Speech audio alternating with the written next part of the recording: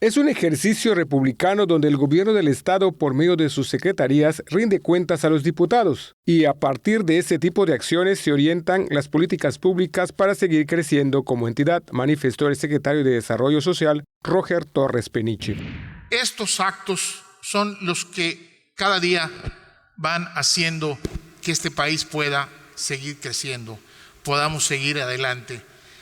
Indudablemente hay muchas cosas muy perfectibles, muchísimas, pero cuando hay decisión, cuando hay coordinación, cuando el trabajo se hace en equipo y cuando vamos todos dejando un poquito a un lado los intereses personales y sumamos los intereses comunes, es como podemos lograr los acuerdos que los yucatecos esperan de todos nosotros. Ante los legisladores locales, el funcionario expresó que sería un error concebir los programas de desarrollo social como un negocio, pues los yucatecos son parte de ese esfuerzo.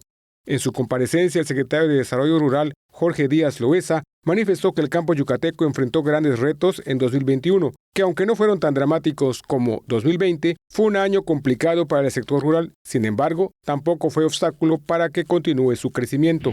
Habremos de hacer más con menos, trabajar con más énfasis en la gestión de recursos tanto del gobierno federal como de la iniciativa privada.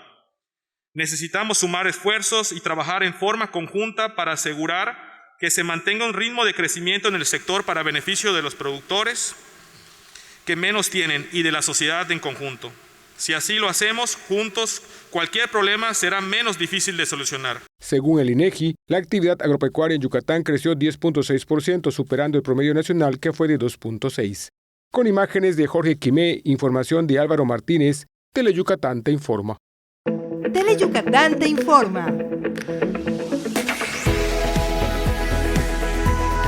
Lunes a viernes, 8 de la noche. Síguenos.